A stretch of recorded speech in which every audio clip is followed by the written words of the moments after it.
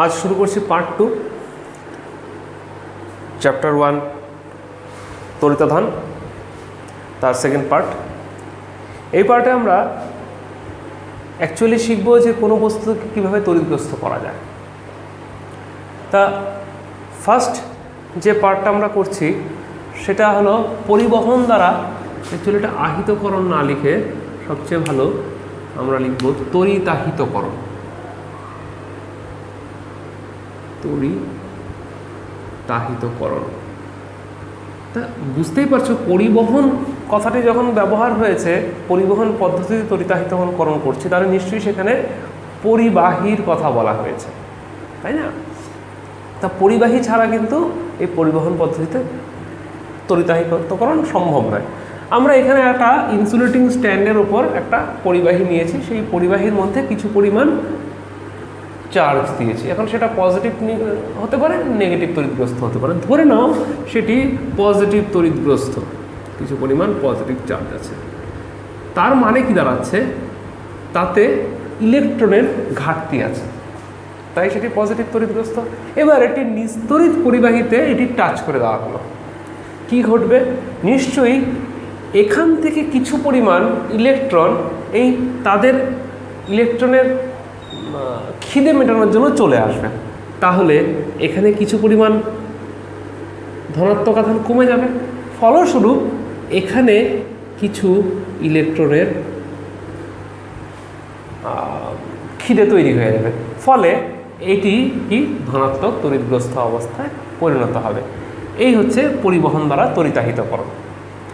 অথবা এটি যদি ঋণাত্মক তড়িৎগ্রস্ত অবস্থায় থাকে, অর্থাৎ যদি এতে ইলেকট্রনের আধিক্য থাকে, তাহলে এটি নিস্তড়িত পরিবাহীর সঙ্গে এটিকে স্পর্শ করানো হলে এতে অতিরিক্ত ইলেকট্রন কিছু এখানে ট্রান্সফার হয়ে যায়, তাই না? তার ফলে এখানেও কিছু ইলেকট্রন চলে আসে, ফলস্বরূপ এখানে ইলেকট্রন কিছু কমে যায়, কিন্তু এখানে কিছু ইলেকট্রন চলে আসাতে এখানে ইলেকট্রনের আধিক্য দেখা দেয়, ফলে এটিও ঋণাত্মক তড়িৎগ্রস্ত অবস্থায় পরিণত হয়। তাহলে একটা জিনিস খেয়াল করতে পারছো যে এখানে কিন্তু অ্যাকচুয়ালি তড়িতাধানের শেয়ার হচ্ছে, অর্থাৎ এখানে কিন্তু তড়িতাধান ওতে যা ছিল তা কিন্তু থাকছে না, কিছু পরিমাণ এখানে চলে যাচ্ছে।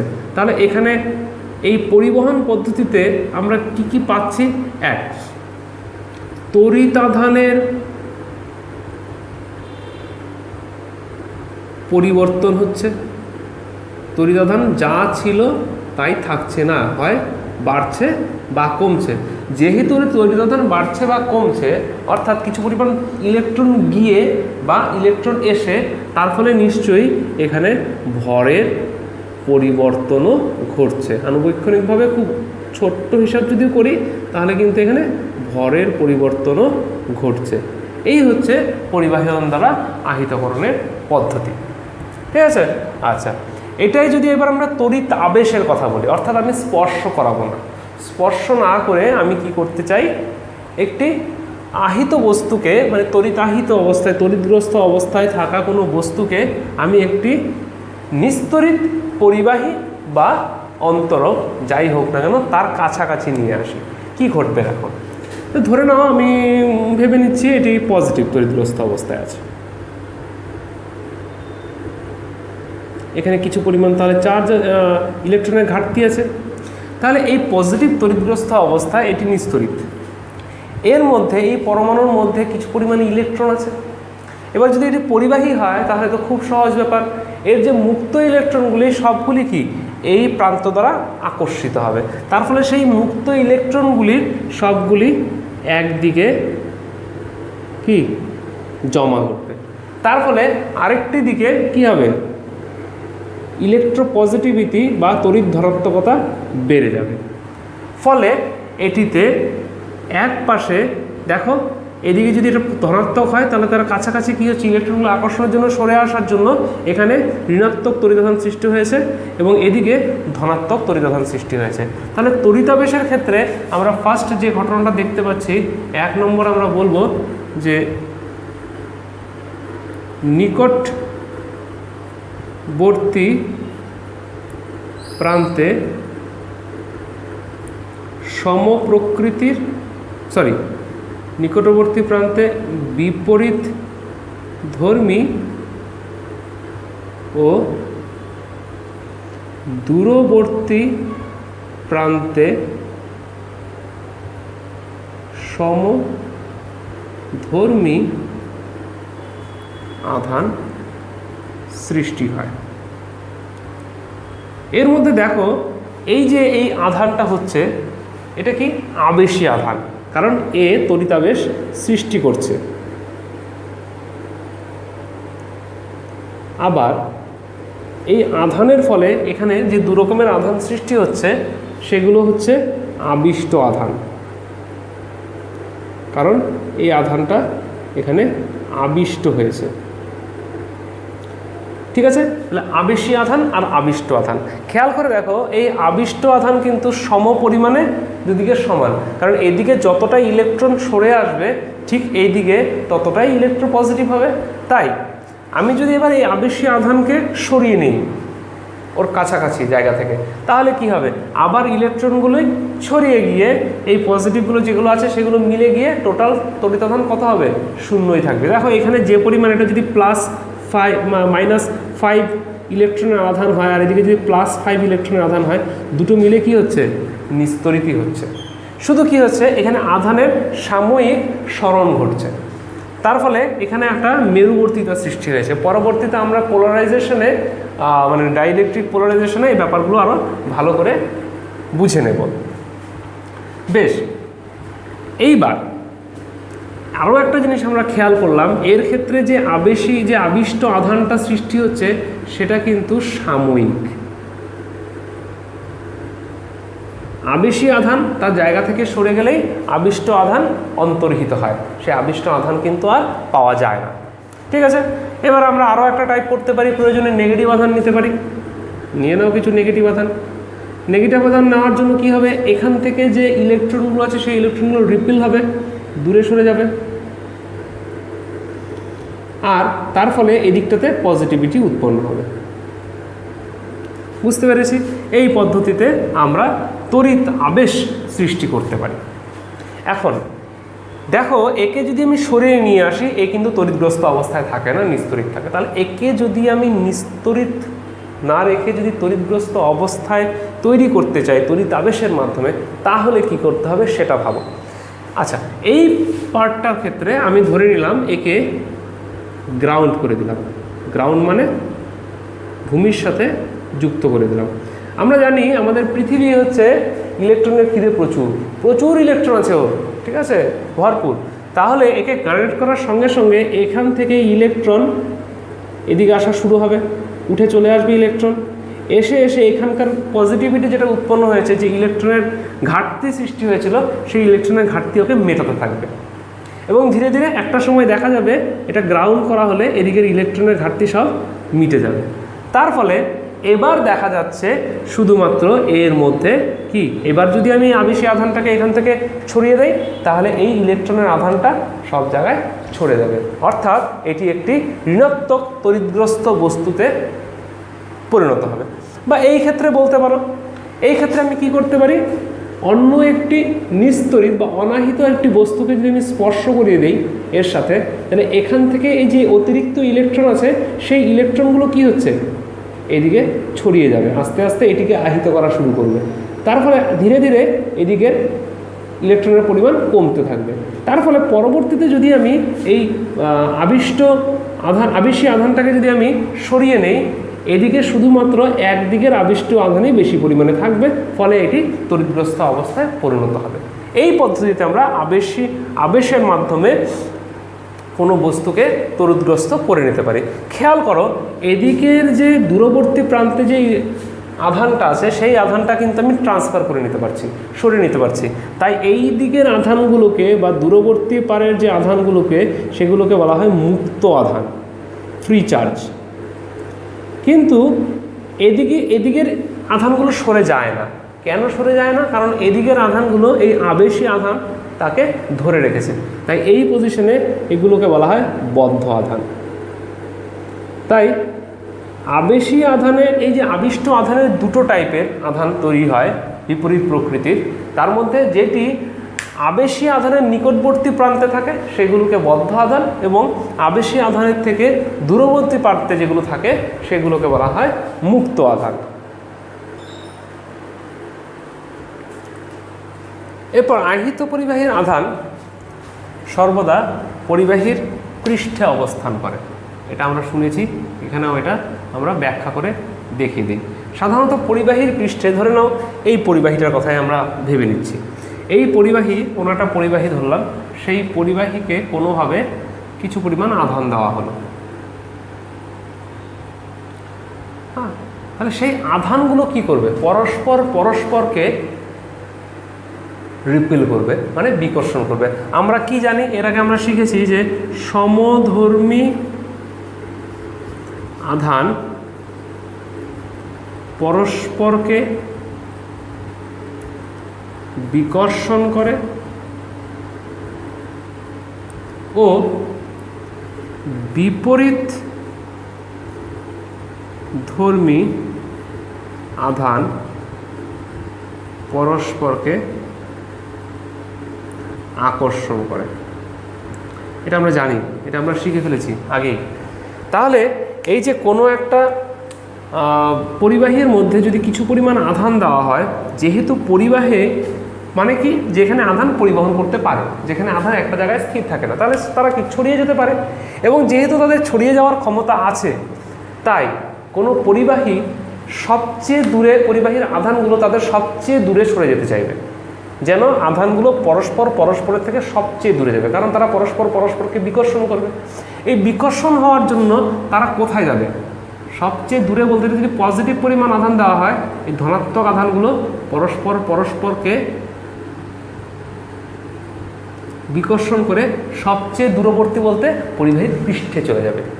এই হচ্ছে আহিত পরিবাহীর আধান সর্বদা পরিবাহীর পৃষ্ঠে অবস্থান করার কারণ। কেন? সমধর্মী আধান পরস্পরকে বিকর্ষণ করে, 1, 2 পরিবাহীতে আধান পরিবাহিত হয়, অর্থাৎ আধান স্থির থাকে না, আধান চলাচল করতে পারে। ঠিক আছে, এই হচ্ছে কারণ, আহিত পরিবাহীর আধান সর্বদা পরিবাহীর পৃষ্ঠে অবস্থান করার কারণ। এমন কোনো অবস্থা করা যায় না, স্পেশাল কেস, যে কেসে পরিবাহী পৃষ্ঠের বদলে, ঠিক আছে, পরিবাহীর ভেতরেও কি বাইরের পৃষ্ঠে পরিবাহীর সময় বাইরের পরিবাহীর পৃষ্ঠে অবস্থান করে, বাইরে অবস্থান করে, সেটা না হয়ে পরিবাহীর ভেতরেও থাকতে পারে, সেই পজিশনও করা যায়। কি করা যেতে পারে? দেখো, এই পজিশনের জন্য আমরা করতে পারি, একটা পরিবাহী, ফাঁপা পরিবাহী নেব। এই ফাঁপা পরিবাহীর ভেতরে এর সাথে কোনোভাবে টাচ না হয়, ধরে নাও একটা অন্তরক স্ট্যান্ড আছে, এই অন্তরক স্ট্যান্ডের মধ্যে আমি কি করলাম, কিছু পরিমাণ পজিটিভ বা নেগেটিভ চার্জ কিছু একটা দিয়ে দিলাম। সাপোজ ধরে নাও পজিটিভ চার্জ দিয়েছি কিছু পরিমাণ, হলো, কিছু পরিমাণ পজিটিভ আধান আছে, তার ফলে এটির মধ্যে কি হবে? তড়িৎ আবেশ সৃষ্টি হবে। এই পরিবাহীর ভেতর পৃষ্ঠে কি হবে? ঋণাত্মক তড়িৎ আধান উৎপন্ন হবে, কারণ আমরা কি বলেছি, নিকট প্রান্তে, হ্যাঁ, নিকটবর্তী প্রান্তে বিপরীতধর্মী এবং দূরবর্তী প্রান্তে সমধর্মী। এই দূরবর্তী প্রান্তে কি হবে? ধনাত্মক আধান সৃষ্টি হবে। এবার আমি কাজ করতে পারি, একে এই বাইরের পৃষ্ঠকে আমরা কানেক্ট করে দিতে পারি, মানে আর্থিং করে দিতে পারি। তাহলে কি হবে? এই বাইরের থেকে ইলেকট্রন, মানে পৃথিবী পৃষ্ঠ থেকে ইলেকট্রন এসে উপরে পৌঁছতে থাকবে। এখানে যে ইলেকট্রনের আধিক্য সৃষ্টি হয়েছিল, সেই ইলেকট্রনের আধিক্য ধীরে ধীরে সে মিটিয়ে ফেলবে, কারণ পৃথিবীর তো ইলেকট্রনের অভাব নেই, প্রচুর ইলেকট্রন আছে, সেই ইলেকট্রনগুলো এখানে সাপ্লাই করে যাবে। তাহলে কি হলো? এই বাইরের পৃষ্ঠ যেটা আছে, সেই বাইরের পৃষ্ঠের আধানগুলো কিন্তু চলে গেল, এবং এই পজিটিভ আধানের জন্য এখানে সমপরিমাণ ঋণাত্মক আধানের সৃষ্টি হয়ে গেল। বুঝতে পেরেছি? তাহলে এই বিশেষ ব্যবস্থার মাধ্যমে কিন্তু আমরা আহিত পরিবাহীর বাইরে নয়, ভেতরেও কি অবস্থান করতে পারি। এই ভেতরের আধানগুলোকে কে ধরে রেখেছে? অ্যাকচুয়ালি এটা যদি না থাকতো ভেতরের আধানটা, তাহলে কিন্তু একে ধরে রাখতে পারতো না।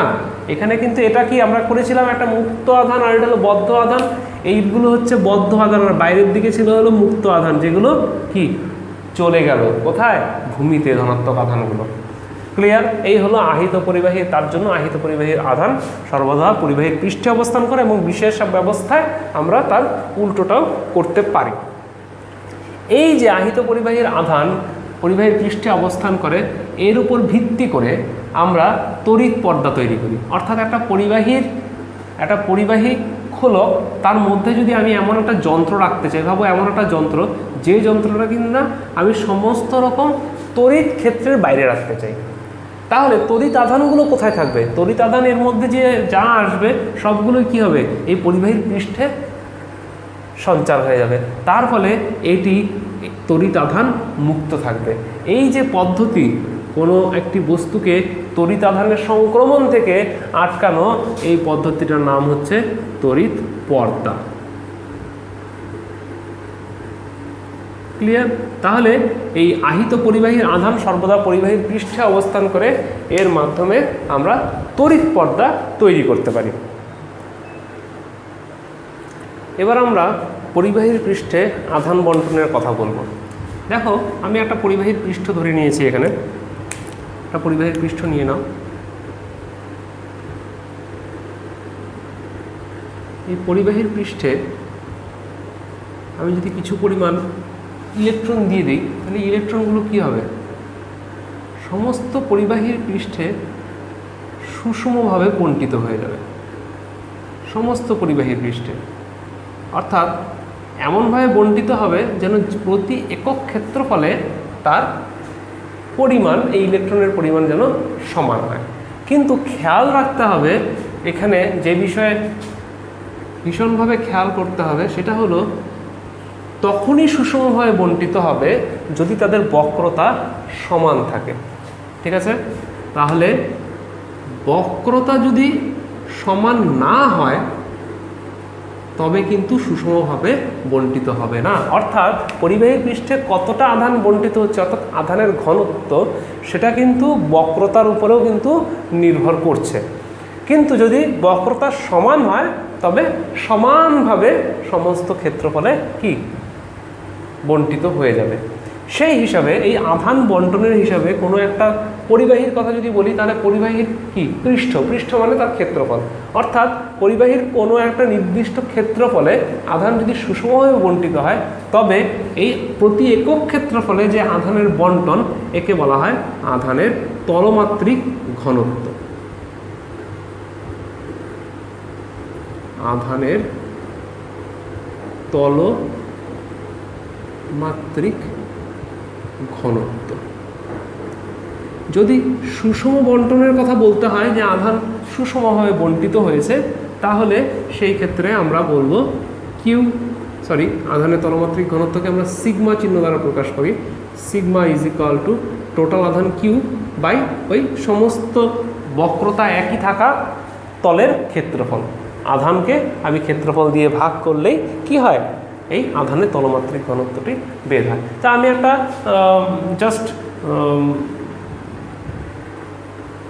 একটা এক্সাম্পল নিচ্ছি।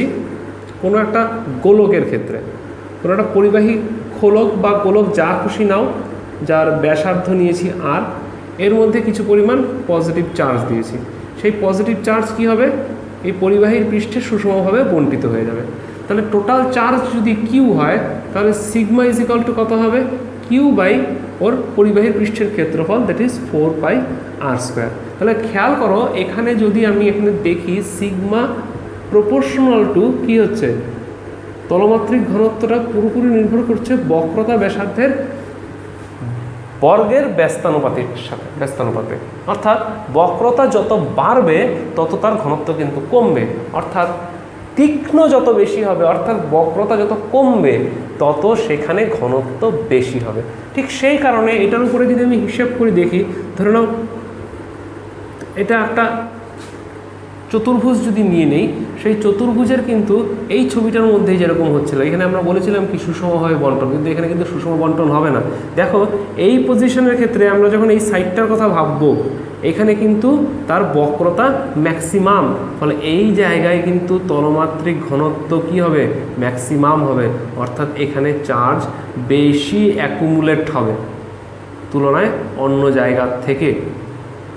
ঠিক আছে, বুঝতে পেরেছি। বাকি জায়গাটাতে মোটামুটি আমরা আধানের তলমাত্রিক ঘনত্ব সুষমই ধরে নিতে পারি। যদি সুষম না হয়, তখন কি করতে হবে, আমাকে প্রত্যেকটা জায়গার জন্য বের করে নিয়ে আসতে হবে। তখন আমাকে খুব ক্ষুদ্র অবস্থানের জন্য, ক্ষুদ্র ক্ষেত্রফলের জন্য বের করে নিয়ে আসতে হবে। সেই পজিশনে সিগমার ভ্যালুটা কি হবে, সিগমা ইজ ইকুয়াল টু হবে ওর মধ্যে কতখানি আধান আছে একটা নির্দিষ্ট ছোট্ট অংশের মধ্যে, তখন আমরা বলবো sigma is equal to limit delta S tends to zero, এত ক্ষুদ্র নিলাম delta S tends to zero is equal to এখানে হবে delta Q by delta S. এখানে অবশ্যই আধান সুষমভাবে বণ্টিত নয়। তাহলে এখানে হচ্ছে এক কথায় তুমি বলতে পারো তাৎক্ষণিক ঘনত্ব, অর্থাৎ ইনস্ট্যান্টেনিয়াস ওই পজিশনের ক্ষেত্রে ওখানে তলমাত্রিক ঘনত্ব কত সেটা বের করার জন্য আমরা এই প্রসেসটা ব্যবহার করতে পারি। এই হচ্ছে আধানের তলমাত্রিক ঘনত্ব। এবার পরিবাহী যদি এরকম ক্ষেত্রফল না হয়ে যদি একটা তার বরাবর হয়, তখন আধানের বন্টন হয় রৈখিক দিকে, সেটাকে বলা হয় আধানের রৈখিক ঘনত্ব, লাইন চার্জ ডেনসিটি। একে ল্যামডা চিহ্ন দ্বারা প্রকাশ করা হয়। স্বাভাবিকভাবেই এর পজিশনটা কিউ বাই দৈর্ঘ্য, যদি সুষমভাবে বণ্টিত হয় তবে। ঠিক আছে, যদি সুষমভাবে বণ্টিত না হয় তখন ওই একই রকমভাবে আমরা লিখব delta is equal to limit delta L tends to zero delta Q by delta L. সেটা হচ্ছে সুষমভাবে বণ্টিত না হলে। যদি আধান কিভাবে দেওয়া হয়, ধরে নাও একটা অপরিবাহী গোলকের মধ্যে নেওয়া হয়েছে, তাহলে শুধুমাত্র পৃষ্ঠে অবস্থান করবে না, সেই অপরিবাহী সমগ্র আয়তনে অবস্থান করবে। তখন সেই ক্ষেত্রে কিন্তু ঘনত্ব বের করতে গেলে যে চার্জটা কতটুকু অংশের মধ্যে অ্যাকুমুলেট করেছে শুধুমাত্র পরিবাহীর পৃষ্ঠ বিচার করলে চলে না, তখন তাকে আয়তন বিচার করতে হবে। সেই ক্ষেত্রে তখন কিন্তু চলে আসবে আধানের তলমাত্রিক নয়, রৈখিক নয়, আয়তন মাত্রিক ঘনত্ব। তাহলে একটা জিনিস খেয়াল রাখো, যদি পরিবাহী হয় সেই পরিবাহীর আয়তনমাত্রিক ঘনত্ব কথাটার কিন্তু কোনো অস্তিত্ব নেই, কারণ পরিবাহীর পৃষ্ঠে সবসময় আধান অবস্থান করে। সেই ক্ষেত্রে কিন্তু পরিবাহীর আয়তনমাত্রিক ঘনত্ব হতে পারে না। তাহলে আধানের আয়তনমাত্রিক ঘনত্ব শুধুমাত্র কিন্তু অপরিবাহী বা অন্তরক পদার্থের জন্যই সম্ভব। সেটাকে আমরা রো চিহ্ন দ্বারা প্রকাশ করেছি, কিউ বাই ভি। আর একই রকমভাবে যদি এটা সুষম না হয় তবে limit delta V tends to zero delta Q by delta V. খুব ক্ষুদ্র আয়তনের মধ্যে যতটুক অংশ, যতটুক চার্জ ওখানে আছে সেটার হিসাব করে আমরা আধানের আয়তনমাত্রিক ঘনত্ব বের করে নিয়ে আসতে পারি। তা পরিবাহী যত তীক্ষ্ণ হবে তত কি হবে, সেই ক্ষেত্রে আধানের তলমাত্রিক ঘনত্ব কিন্তু বেড়ে যাবে, তাই তো? এটা কিন্তু আমরা এই সূত্র থেকে বের করে নিলাম।